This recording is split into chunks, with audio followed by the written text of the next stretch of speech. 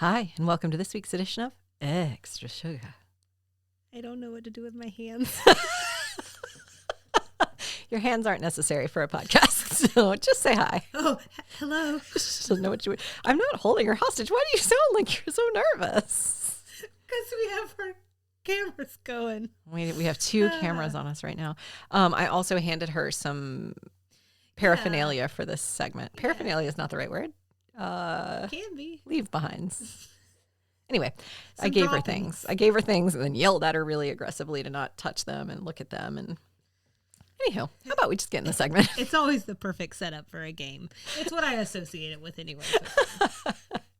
So our women gave us some real hijinks in this week's Designing Women episode when Julia got her head stuck in a stair banister.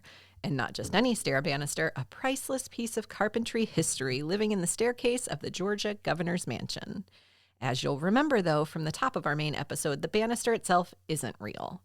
But there are plenty of other amazing things in Georgia's governor's mansion and governor's mansions around the South. Do you love that? So I thought we could learn all about it today in Extra Sugar, which I'm calling The Mansion to Rule Them All. So for this segment, we're first going to learn a little bit more about the Georgia governor's mansion in particular. Then, as I've already mentioned, I've given Selena another handout, which means it's time for a segment of... Blitz. Yes, ma'am. She's got a map of the United States with 6 locations marked, as well as pictures of 6 governor's mansions. And I'm still not looking, right? Oh, my goodness. Can you just listen? We'll get there. Yes. I'd like her to match each residence to its residence. Okay. You're doing great. So if you want, Selena, while you listen, you can start matching. Matching. I thought you said I could start imagining. I'm like, Start okay, imagining. I'll start imagining. So you want to match the location on the map to the mansion. Okay. If you get 3 of them right, Pretty. we can consider some sort of prize situation for you. Oh, okay. Since this segment is house related, Maybe we should just always do prizes instead of like, I was going to say detriments, but like, just like if you win, you get something, but we don't have to do losses. Oh, yeah, that's fine. Have we done losses? Have you had to buy me coffee before? Is that what this is about? I think because I consistently win. Well, you do consistently win, but I thought it had gone both ways. But maybe you have always won over me. I can't remember anymore. Won over you. I mean, I think that's probably like if someone says like, "Who's the winner?" I'd be like, "Nikki." Unless it's movie trivia or TV trivia. I don't know. I'm a huge loser. So. Oh, that's not true, and you're going to prove that wrong today because you're going to win.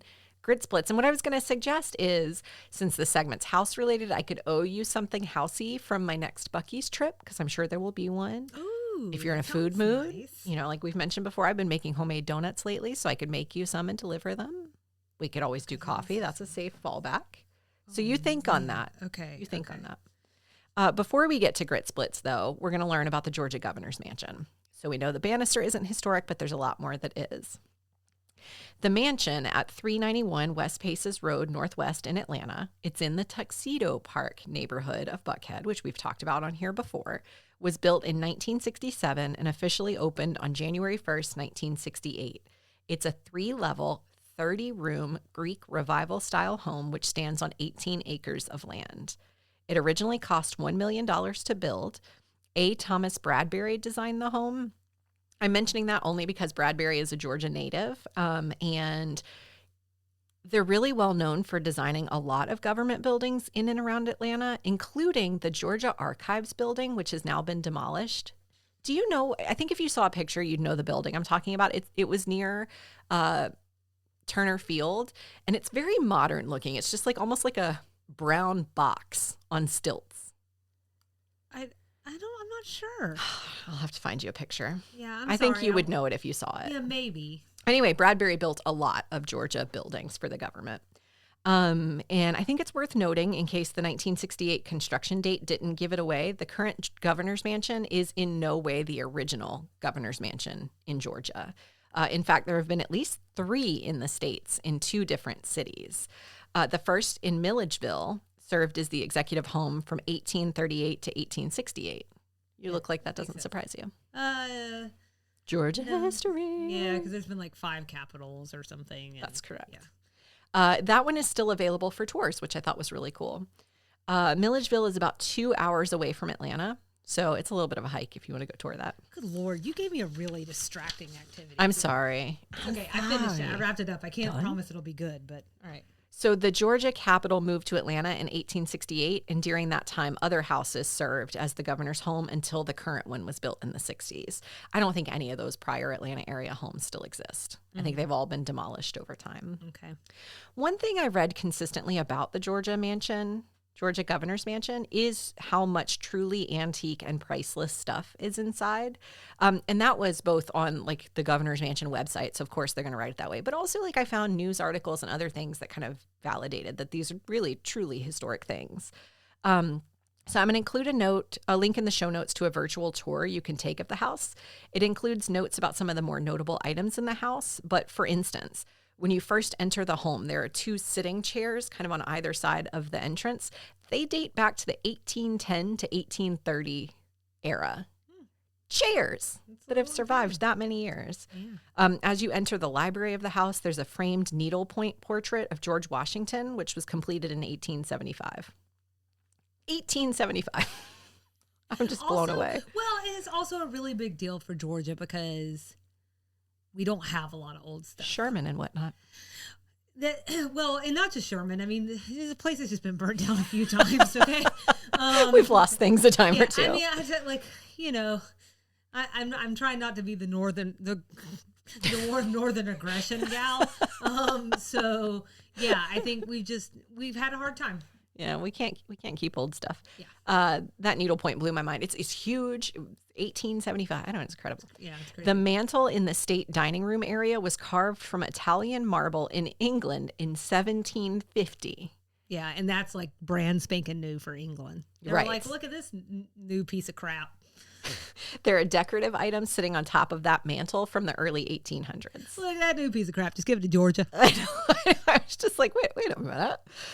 In that same room, there's a crystal Waterford chandelier from about 1800. And there's also a torch that was used in the 1996 Olympics in Atlanta, just sitting in one of the drawing rooms. That's cool. Yeah. That's a new piece of crap. It is new. That's new. That's in my lifetime, so it's new. It's funny. As I was clicking through all these pictures and it was like needle points from the 1700s, I was imagining like one day someone does a virtual tour of my house. This is the description I think you would find. And here you'll find a jaunty blue rug spanning the floor. The edges are slightly frayed from the robot vacuum the lady of the house uses because she can't keep up with the housework. Oh, and here's a trio of Target's finest knickknacks, circa 2022. And finally, this is the first of a dozen Alexa devices employed throughout the house. Oh, that's a fun exercise. And then they would be like, they're all archaic. Like, Right. This is a really like 1.0 Right. Alexa. Mine are. Interestingly, Rosalind Carter, President Jimmy Carter's wife, of course, said moving to the White House was kind of a step down from living in the Georgia Governor's Mansion. 2 G's, they're confusing me. Well, Isn't that cool? That is cool. I mean, I think we like. There's been the White House is just really old. Is it? So, I mean, but I've heard like I think there's been several presidents who've gone in and been like, Yeah, I could use some upgrades. Yeah, presidents in general, like politicians. At that level, politicians like are used to living a certain way. So I'm sure that a home from newer things are comfier, right? Mm-hmm. They're cushier, Yeah. I'm processing as you're saying that. I'm processing some of the things I read. When we get into Grits Blitz, we'll talk about other governor's mansions. But a lot of them struggle with that concept of remodeling and keeping it updated because taxpayers don't necessarily want to pay for a house that the governor's living in exceptional amounts of money. But also a lot of these are old homes. And so they do need to be maintained. They're an integral part of the state's history. So it's a little bit of a balance. Yeah. Anyhow, it's time. It's time for our big game. Are you ready, Selena? Yeah. She's ready.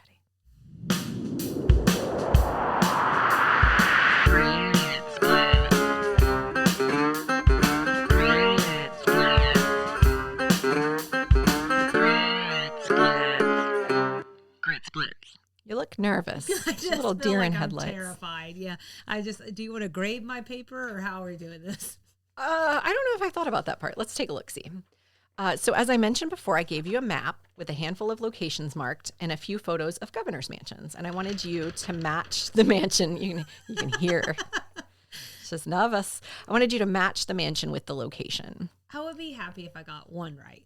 I think 1 out of 6 ain't bad. Did that terrify you? A little bit. For me to say 1 out of 6. Should terrify you. I thought it was worth noting that 45 out of the 50 U.S. states have mansions in which the state's chief can live rent-free during their term. The states that don't have official homes, they might offer their governor a stipend to pay for a place to live, or they might not. Just depends on the state. Oh, that's interesting. You just figure it out, my friend. Yeah. I'd be interested to know those states. I wish I should have written them down. I guess. I should have written them down. I think, no, I was going to say I think Alaska's one, but I don't think that's true. I can find you an answer. It'll be in the show notes if you click some of the references. Oh, okay. All right. The first one that you got wrong is you did get it wrong. Perfect. It's the Monster. It's in Springfield, Illinois. You listed that one as Denver. Yeah, Denver. I was like, is Denver even on my list? I know. I thought it was like right down Dover. Atlanta. Dover's another one. So the Monster, the biggest one. This is Springfield, Illinois. So that's this one on this picture. Oh, And okay. you said Raleigh. this one was Springfield. Oh, yeah. Okay. So this one is the largest state executive home with 16 rooms, ringing in at 45,120 square feet. That's big. It was built in 1855. Are they also doing like government stuff on site? Yes, I think so. Okay. It was built in 1855. That would be the third oldest governor's residence in the nation.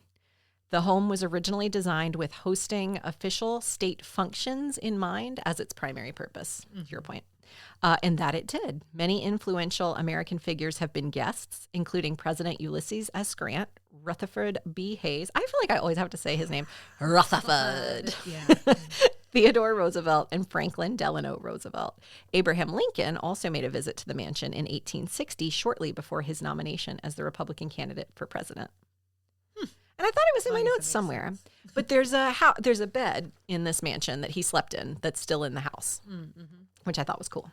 It's cool and a little creepy. So this black and white picture here is Dover, Delaware. So you had it as Springfield, so you had that one. This is in Delaware. Okay.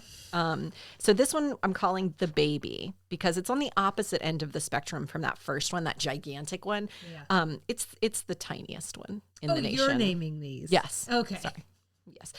Yes. I thought this was their nickname, the Monster. They're my nicknames. Okay. I'm going to go to Springfield and be like, "Hi, Monster." This one is 3,680 square feet. So it's like I don't want to say normal. It's a suburban kind of size home. It's still pretty big. Still pretty big. Yeah, it is. Built in 1798, the home served as a stop on the Underground Railroad, according to Delaware Today. But it didn't officially become the governor's mansion until 1964, when it was purchased by the state. Before that, it had been inhabited periodically by governors who leased it, as well as many other wealthy and prominent citizens. I'll talk about a house in a minute that on my list earned the distinction. And this list is inspired by, I think a Realtor.com article I found, which I am linking to in the show notes. It got the distinction of the ghost house, but this house as well has had a number of reported hauntings over the years. I'm going to tell you the reason I like this house, and I think this is a little challenging, right? Because people can't see. Yeah, sorry about that, guys. But good job with your game. We'll see on social media one day. So the thing I like about that one is it's understated, and that's kind of what I like. I like this chill, reserved kind of thing, not too ostentatious. Mm-hmm. There's something I like about that. That governor's working, you know? Delaware is also a small state. They don't have time for this mansion business. Yeah. They got a government to run. I like that. That's true. Getting down to business. That's a good way of looking at it. So the next one on the list is this one down here, which you listed as Raleigh. It's actually Denver, Colorado. I hate this game. I'm calling it I actually thought the snow in the picture might give it away. I was a little worried. Oh, I didn't even see the snow. See, I had you distracted. I think You were trying to listen. I'm sorry. It's okay. You can make me donuts. Whatever, win or lose. I know. Now they'll be pity donuts, though. They'll taste like pity. Is that what you want? You don't care. I don't. You don't care. I'm not you. You know, I told you I'm the loser and I don't care. So I'm calling this one the Bar. This governor's mansion is also known as the Cheeseman-Becher Mansion, and it was built in 1908. Okay. It was originally built for the widow and daughter of a local real estate tycoon, and it served as their family home for many years until it landed in the hands of a local philanthropic organization. I think it just sort of fell out of the family, and then instead of just letting it go to waste, the philanthropic organization took it, and then they offered it to the state as the executive mansion in the late 50s. This home is 100 years old, or a little more than 100 years old. Its most unusual claim to fame is the 3-draft beer system, which was installed by a governor who pioneered the craft beer industry in the state in the late 1980s. They rotate beers from around the state. That's really cool. It is really cool. So, I wasn't looking at snow. I was looking at the architecture, and I was like, certainly that architecture wouldn't be in Denver. That'd teach me. That is a little bit, it is a little bit disorienting looking at some of these houses. And I think the thing I have to remember, though, is this idea that, like, some of these homes, like you said, the Georgia one is in the Greek Revival. Yeah. Something. Okay. So, like, while the South did capitalize on that a lot, obviously other parts of the country did too. Mm-hmm. And I think it's easy to get that confused as not an architect. You're not an architect? Well, I'd be doing really badly if I was. I don't know. I don't think so, because I do think you want to think these are regional, but I think a lot of them borrowed from other areas, especially some of the newer ones, although these are all pretty dated. So waiting to see, like, if they made some now, they'd be like covered in shiplap and like whitewash brick. All right. So the next one, number 4, is the Ghost House in Raleigh, North Carolina. So that would have been this one. Okay. Also incorrect. Got it. This governor's home is a 35,000 square foot Victorian style mansion. It's been the official residence since 1891. It's the state's 4th and has housed 30 governors. Inside it has rooms with 16.5-foot ceilings, an elevator, and a bomb shelter. It sits on almost 5 acres of land and is the country's 3rd biggest governor's mansion. Former President Franklin D. Roosevelt thought it was the most beautiful interior out of all the governor's mansions he had seen. Oh, well, there you go. The governor, who served in the late 60s and early 70s, noted that he and his wife stayed in the same room the first governor to live in the home stayed in. But they moved his custom bed to another room and stayed in the same room. And they said every night around 10 p.m., a knocking sound would start on the wall, separating the 2 rooms. And it's worth noting that the governor that they're talking, the ghost that they're thinking this is, died in 1891 after complaining of indigestion. Died in his bed. Oh, okay. Weird. This next one is Charleston, West Virginia. I'm calling this one the Funny Garden. Oh my God, I got one right. It says Dover. No, I know that's wrong, but the bottom one is the bottom one, right? Yes. Ugh. I was going to get there. I'm sorry. I told you I'd be happy with one. She's too excited. I know. And that's when I looked at it. I was like, she's going to be real happy. So this one is Charleston, West Virginia. It's a Georgian colonial style mansion that's been the official residence since 1925. It boasts 8 bedrooms, 4 bathrooms, a drawing room, a ballroom, a state dining room, a sitting room, and a library. I'm sorry. Can I ask one question? Yes. Whose is it again? It's Charleston, West Virginia. I'm so sorry. That's okay. At its entrance, there are black and white marble floors, the black from Belgium, the white from Tennessee. It also has dual staircases, which were inspired by the White House. It also features walled gardens, a separate garage, and servants' quarters. The reason this one is called the Funny Garden is because Governor Earl Ray Tomblin, who was in office from 2011 to 2017, and his wife. Put a tight 5 in there. The Funny Garden? Oh, no. But that's better. It was because he and his wife built a garden shaped like the state of West Virginia. Oh, that's nice. Funny almost when you say it. I'm sorry. Yes, hilarious. Wow, I twitch. Oh. And this last one we're calling the Fire Trap. and that is Sacramento, California, which you got correct. Yay! It is. I mean, that's very. Did the architecture give it away for you? Yeah. Okay. That one was the only one that was like crystal clear for me. And this would have been an example of a house that wasn't borrowed from another place or borrowed from another architectural style in another region, because this one was built in 1877. It has 30 rooms, Italian marble fireplaces, original wood floors, Persian rugs, and a kidney-shaped swimming pool. One governor avoided living there during their term, calling it, quote, a fire trap. It was a public museum for many years after that, finally undergoing a $1.6 million renovation and welcoming its first governor in 48 years in 2015. And so I had written this because I wasn't sure if you'd be done with your you're grading them, so I hid some things. But now that you've already done it, I can tell you that Governor Ronald Reagan is the one who called it a fire trap. A Sacramento-born writer called the mansion, quote, an enlarged version of a very common kind of California tract house. And the current governor, Gavin Newsom, moved into the home after his election to promptly move back out 3 weeks later in favor of a home in the suburbs of Marin County, about 1.5 hours away. Oh. Weird, right? He like uprooted his family, moved them there, and then moved an hour and a half away into like a $2 million house. Oh. Yeah. I've got so many thoughts going through my head right now. See, I may or may not have answers. Go for it. Well, I was going to ask you, this has nothing to do with you. This is just your personal preference. Is there one on that list that you gravitate towards? Oh, that's a good question. Because mine's the death trap. Before I knew it was a death trap that no one wanted to live in. Like, I love that style home, and I think it's so different than everything around here. Do you know about me that I lived in a Victorian-style home in Pennsylvania? I don't know I knew that until someone pulls the audio.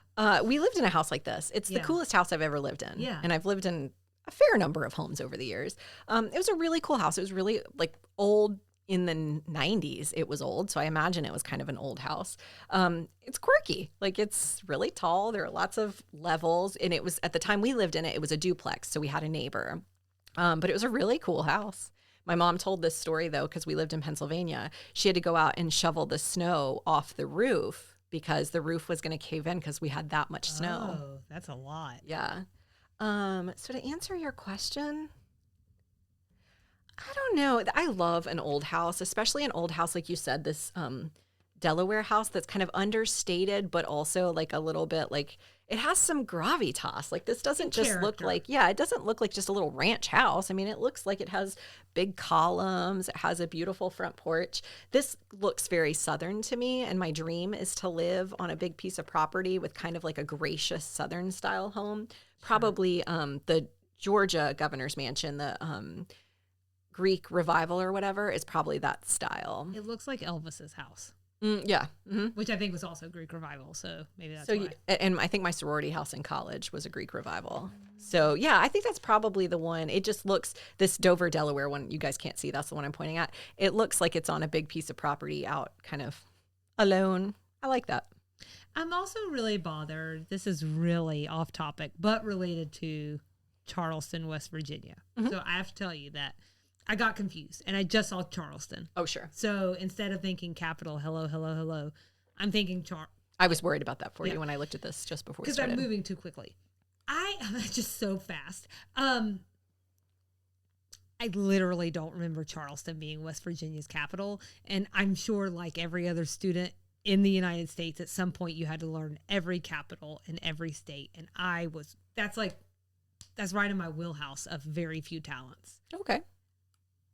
I'm like over here low-key searching if you think I'm wrong, or you think I got it wrong? No, I think their capital changed. Okay. Since I learned them, that's what I'm over here telling myself. I don't think that's true, but I can't. It's like breaking my brain how I can't remember this one capital when I could probably still do a pretty good job telling you all of the other capitals, or at least recognizing the name when I hear it. Charleston was nominated as state capital in 1870. Right before I was born. I know. You know? I mean, right. Or right after. Right after I was 9. Yeah.